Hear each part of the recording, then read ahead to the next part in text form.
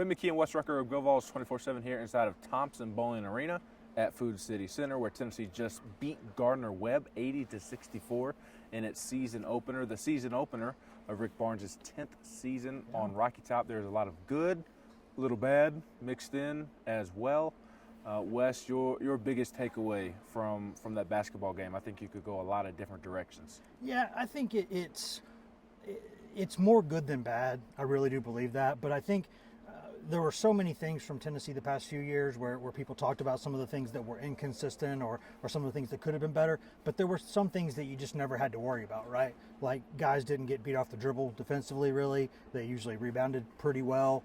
In a couple of those areas tonight, they weren't very good. And so I wonder, after the game, you hear Felix Okpar has been dealing with a hip pointer. And we all know Estrella's been banged up and was a game time decision, and he went tonight.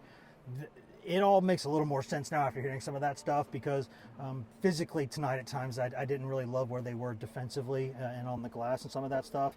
Too many guys getting dribbled around, those sorts of things. Team does have a very good point guard, though. That kid is very, very, very good. But I think still more good than bad. Yeah, absolutely. Outside of the last 5 minutes, which Rick Barnes said it was terrible, quite frankly. And for those who do not think that Rick Barnes takes accountability for anything, he said, hey, that's on me.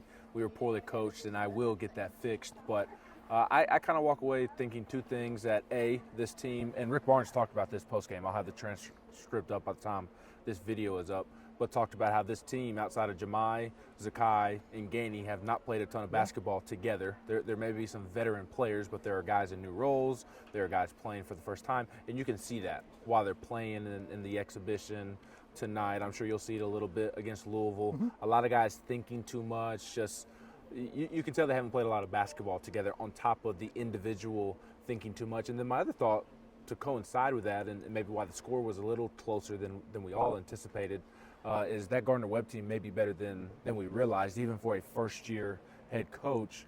We'll see how they play the next couple of months, but that looked like a good basketball team. That did not look like a basketball team that was playing its first game under a first-year head coach. Yeah, and a point guard like that helps things. I mean, that kid was very good. They got a little more size than you'll see that a Vanderbilt a transfer. lot of times at that level, too. I mean, they've got some good players on that team. But, it's like in football with Tennessee, you didn't know about NC State or Oklahoma at the time. Like, we'll see. Sometimes teams end up being better or worse than we thought they were.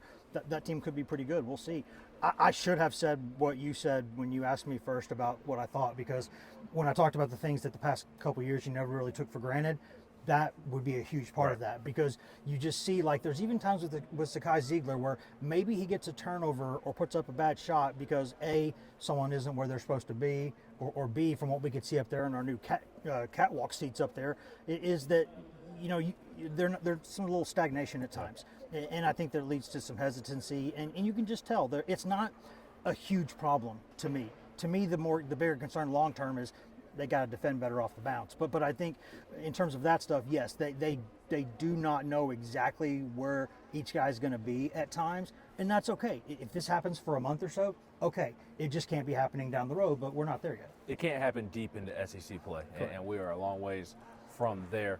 My final thought is that Jazz Lanier and Jordan Gainey were terrific tonight. They were the two most impressive players. I did think Cade Phillips did some nice things once he settled down in the second half. He had to settle down. Yes, he settled down and played well, but I thought Lanier and Gainey were phenomenal. Meshack ended up with 10 points. He had a couple of nice corner threes. That shot, you can tell it looks a little more fluid.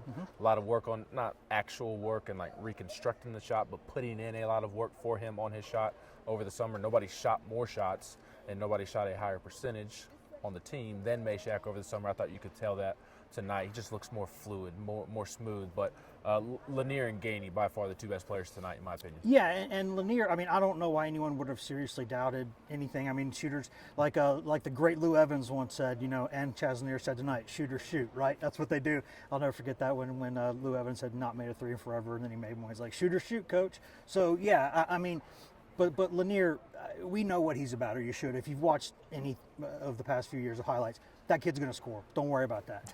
Gainey is a guy who I've always said is more athletic than I think people think he is. There's more to his game. He's just got to go out there and do it, not with no offense to Gardner-Webb. He's got to go do it against some bigger opponents, which he's done a couple times. You got to do it consistently. Yes, but consistently, he's the guy who, if he's just going to be aggressive and just go, I think there's a player there, but he's certainly, and he's probably he and Meshack are the backup point guards on this team too. So there's a lot of responsibility there, but I think he's going to be all right. I think he's been against Indiana. He's one of the best Tennessee players on the floor, and he was again tonight. Yeah, he just looks more under control.